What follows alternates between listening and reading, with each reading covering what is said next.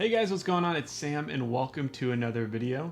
Today I'm going to be showing you guys my manga haul for the months of July and August. In today's haul, I picked up a ton of volumes of an ongoing shonen series that I'm really loving. I picked up a lot of volumes of a series that I did not expect to enjoy as much as I did. And I picked up the final volume of a series that I hold near and dear to my heart. So without further ado, let's go ahead and hop into the haul. So for the first pickup, I picked up all the volumes of an ongoing series that's soon to conclude within the year, and that is Dead Demons Did a Destruction by Inio Asano. This is a series that I had heard a lot of great things about, and this is my first Inio Asano work that I've ever read, and so I was a little hesitant going into it because I'd heard Asano is typically a very emotionally impactful, sad mangaka, and so I didn't necessarily know if I was in the mood for something like that. This series definitely has a lot of emotional, impactful moments, but the core of the series is pretty heartwarming as it's based around a group of high school girls who are soon to graduate and go on to university, and they live in modern day Tokyo. But the big twist of the series is that a huge alien ship invaded Tokyo, Japan, and it has become a part of their daily lives as this mothership,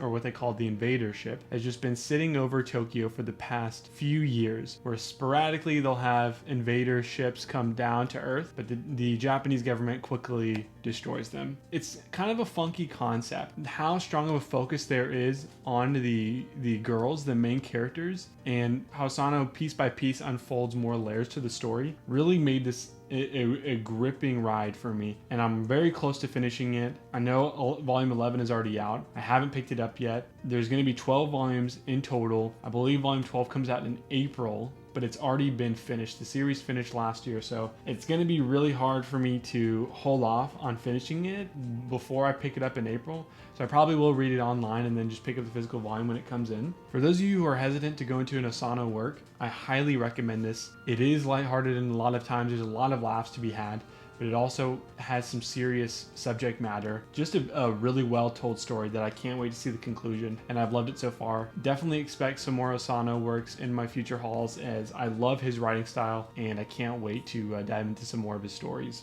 Next up, we have Kamisama Love His War, volume 23. Again, I am absolutely adoring this series. A story that took a few volumes of picking up to really get me emotionally attached, but after the first few volumes, I was totally gripped and I loved every volume after. The relationship between Shirogane and Kaguya is just one that I don't think a lot of stories can match as far as my investment in where they end up going and their difficulties in their journey. But it really is a great ongoing series, and once you get hooked on these characters and their journey and their relationships, it's such an amazing story. Every volume I love reading. There's going to be 28 volumes in total, I believe, so we're getting very close to the conclusion. Absolutely loving this series, and I definitely recommend it. Next up, we got two more shonens that I'll do back to back, and that is Kaiju No. 8, Volume 3, and Mashle Magic and Muscles, Volume 7. I feel very similarly about both of these series in that I'm enjoying them a lot. I'm planning on continuing to pick them up as their settings, their characters all have me gripped, and I'm enjoying the action in them. But they're pretty similar in the sense that they are, they're ongoing shonen. That's kind of why I grouped them together. But I can recommend both of these. Mashle, I'm sure everybody watching this video has a general idea of what you're getting with it. Similar humor style to Mob Psycho, One Punch Man, based in a wizardry world. So if you're in the mood for something more humorous but also over the top action, Mashle's going to get you covered for sure. And then if you're in the mood for something a little bit more emotional, where the main character really striving to be this great soldier and ends up gaining this power to become a kaiju, but he's using that to his benefit to reach his goals. That one is a little bit more grounded in some of the traditional shonen archetypes, but it is still it's really great. I gave the first 3 volumes a try. That's kind of my new rule of thumb now. Shout out to Blue Tempest, the 3-volume rule, where if it's a new ongoing series, I'll give it 3 volumes, see if it hooks me. Kaiju No. 8, it passed the test. I'm going to keep picking up those volumes. Next up, we have a new series that's been on the radar for a lot of people in the manga community, and that is Blue Lock Volume 1. I know I'm late on this because Volume 2 is already out. Not much I can say about this. I think the art looks really great, and it's going to be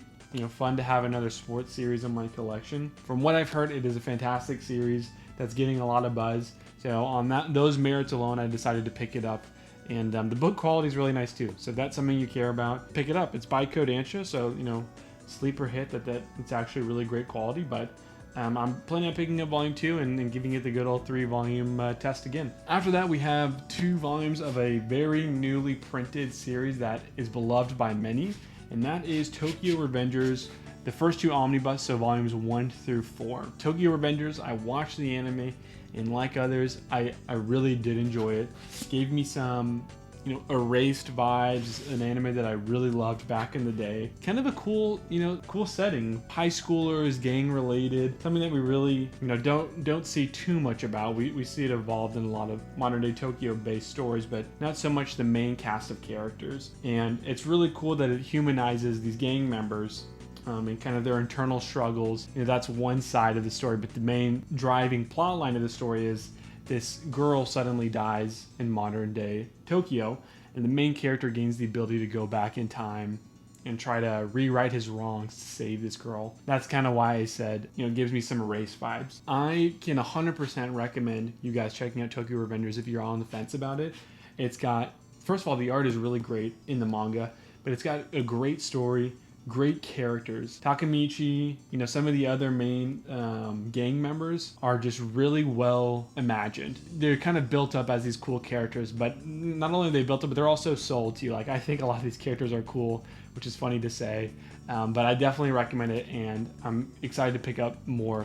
After this, we have the conclusion to a story in a series that I hold near and dear to my heart, and that is Wolokoi Love Is Hard for an Otaku, Volume 6. One of the reasons that I hold this series so near and dear to my heart is because I kind of attribute this journey of this story similar to like my journey as a content creator. For those of you who have been watching me since the manga 100 days know that this was one of the first slice of life series really early on in my journey that I got hooked on, and I really found an emotional attachment with. As I was starting my life as in the corporate workplace, and almost felt like a little bit of outlier. I won't say outcast is extreme, but I felt a little bit different than most other people, as I did love Japanese culture related things, specifically manga.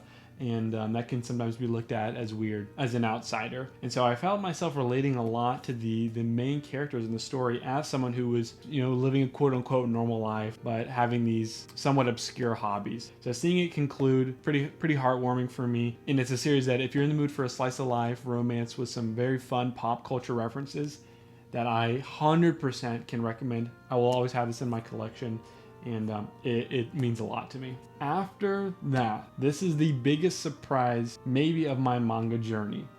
For some context on this picked up volume 1 a while ago, read it, and I was like, what the heck is the appeal of this series? I didn't get it, I didn't understand why people enjoyed it, and I just thought they were weird. But lo and behold, here comes Prof Otaku and Chase the Dark Sage, and they said, Sam, we felt the same way, you gotta push through. And that is, of course, Don't Toy With Me, Miss Nagatoro, volumes 1 through 11. And so I reread it. I gave it a second chance. I reread volume 1, felt the same way. I was like, this person is a jerk. But as the series goes on, you kind of see their weird relationship turns pretty endearing. And it makes for a lot of very funny moments, a lot of over-the-top moments, and also some sweet moments that I didn't expect. From what I felt like was very one-sided and one-dimensional and honestly just like mean, a weird relationship, has turned into one that I think has legs and that I'm excited to see where it goes. I'm really just loving every volume. I'm reading them as they come out. I can recommend it. I will say, if you're going to read this, give the first 3 volumes a chance, not just the first volume,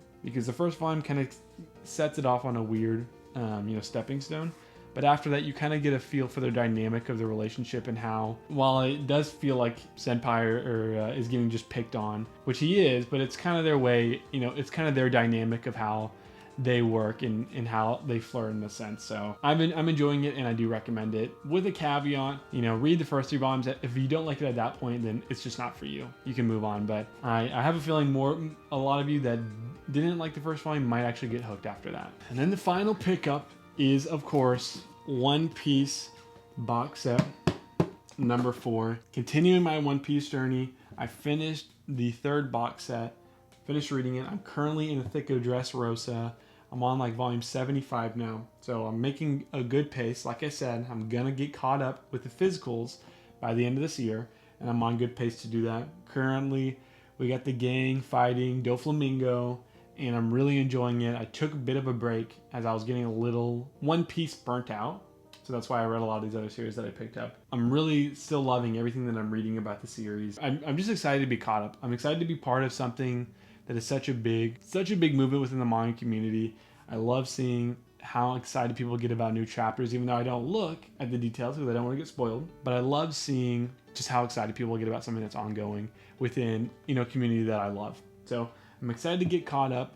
First, I gotta get caught up with the physicals, then get caught up with the chapters on the Shonen Jump app. I'm very surprised by how attached I've come to this group, this gang, and just this story, and Luffy's journey, and the rest of the Straw Hats journey. And I really have become a huge fan of a shonen that I've always felt like I was on the outside looking in, and now I'm a part of the the love for the fandom. Was so happy to get this for a good deal, not overpriced, and now all I have to do is just pick up the rest of the singles, so 91 through 100. And I'll be caught up. So that's going to do it for the haul, guys. Like I said, we got some big surprises. Series that I hated that I now love. The conclusions to some series that I already loved and now see a farewell to them. So I hope y'all enjoyed the haul. Thank you so much for watching. My next video, I plan on doing like a little bit of a manga / gaming room tour. As many of you know that I did move and now I have my own space. So what you can't see around you is something that I'm very proud about, and it's very nerdy. But I think it looks great, and I spend a lot of time in here, so I kind of just want to show it off, and I think some of you might enjoy that. So that's going to do it for the video. Again, thank you for watching, and I will catch you on the next one. Peace out.